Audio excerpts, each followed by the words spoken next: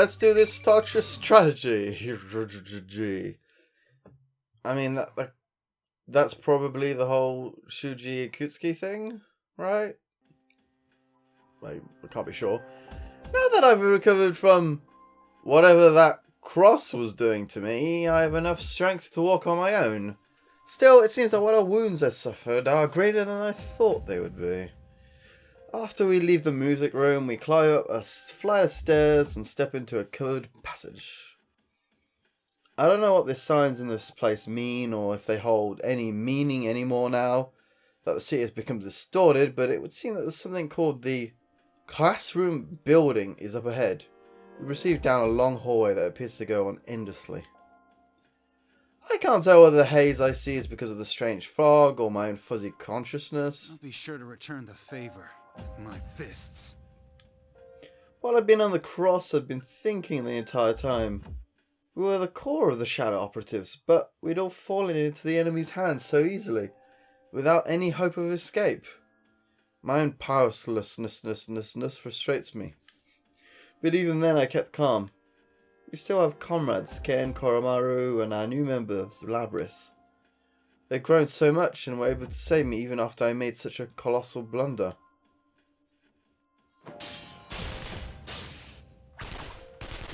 Is that gunfire, are they here? The sounds ring out continuously as if a battle is taking place nearby. You run in the direction of the sounds are coming from. Well, yeah. Oh. What is this place? It doesn't feel like anywhere else. Sonata-san, this...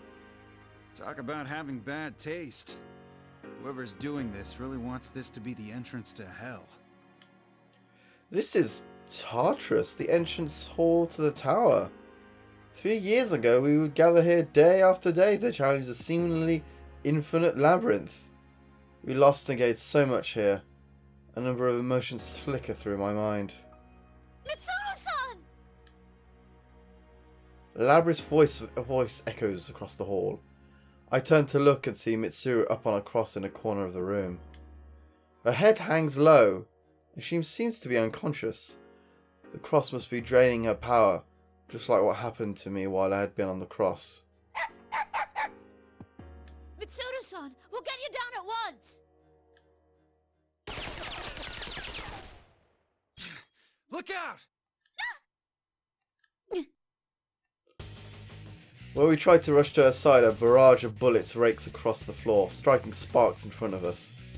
When this torrent of gunfire finally dies away, the air is filled with white smoke, quite unlike the red fog that drifts about the area. Confirming the presence of additional targets for elimination. Seriously, you keep coming one after another. I guess. Oh, there should be no problem. You can stay here and watch while I deal with them. It should take no time at all. Additional targets for elimination? Who? The other people had apparently been fighting, I guess, rather. This fake, I guess, who had shown up. Yukun! Akihiko-san! Labris! Master? Labris is here too? I immediately understand the situation. The rules of the fights here state the battles must be one-on-one, and I see those red pillars surrounding you, his friends, and the fake Igus. Most likely you had been fighting Igus while protecting Yosuke and Chie, who are already exhausted. The battle itself is one-on-one, but there's no rule saying that you can't attack your opponent's companions if they happen to be in the ring at the same time. Seriously, these rules that are conveniently only for the enemy are really getting on my nerves. The situation though, Persona users of Enimba, their skills and abilities are far beyond the ordinary. To think they would be cornered this badly. What's going on? You did this, didn't you? As Labris lashes out in confusion and anger, the shadow, taking Igus' form, answered with a twisted smile. Of course I did, sister. I am a weapon. It is my mission to follow orders and eliminate all targets. Now, sister, why are you getting in my way? Get in your way? As you may have guessed, I am a duplicate of Igus. But I am such an exact copy of her specifications that I may as well be the real thing. I will carry out my master's orders. I cannot comprehend why you, a fellow machine, are trying to prevent me from carrying out my task. You're a tool, just as I am, sister.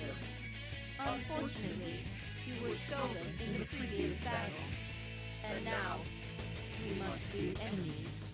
The Shadow Operatives control you, while I take my orders from my master. Isn't that the only real difference between us? That ain't true. I'm doing this of my own free will. Free will?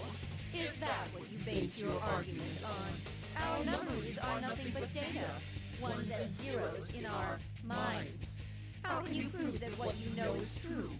That your mind wasn't written over? A straightforward answer, taking into account Labrys' mechanical nature. This isn't good.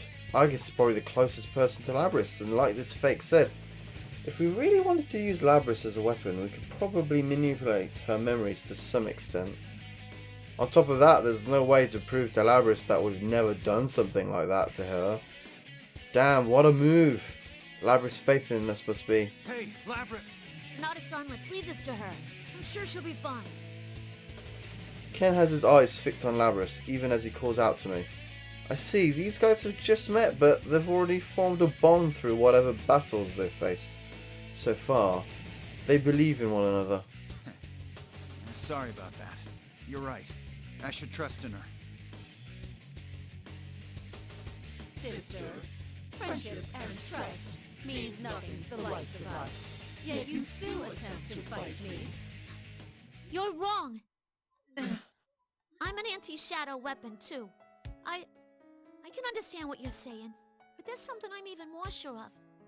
Igus told me that going through the joy and pain of different things made her into who she is now. I remember that. And now I remember that the reason why I can stand here and fight you is thanks to all our sisters who died to make me who I am. Those are painful memories. But if I forgot them, I wouldn't exist. That's what I'll fight for. This pain ain't made up. These memories are my own that I formed with everybody else. They aren't fake. They're my heart. Labrys. Labrys. Understood. Master, I have a request to make. The fake Igus calls out into the thin air. This creature, a lump of shadow, has a master?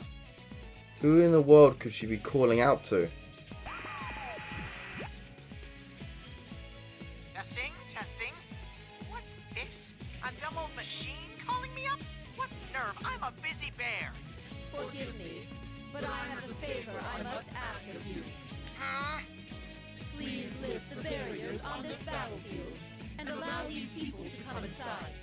Huh? You want to let us in? I want to fight them. I wish to crush all their bonds before my sister's very eyes. What? Oh, for Pete's! When you make a copy of a real person, the copy gets all the quirks of their personality too. Ah! Well, rather than getting persona fragments from those dried up old husks, you might get fresher ones from those guys. Persona fragments? Oh, did I say too much? Anyway, let's have a ring change! All these differences, it just makes me go, why? Anyway, as the voice of the vulgar fake Teddy calls out, new red pillars descend on the old pillars, shatter in response. The new pillars drive into the four corners of the room, making this entire classroom into a fighting arena. You! Are you alright? Yosuke-kun. Chie! We rush over to you and his friends to check on them.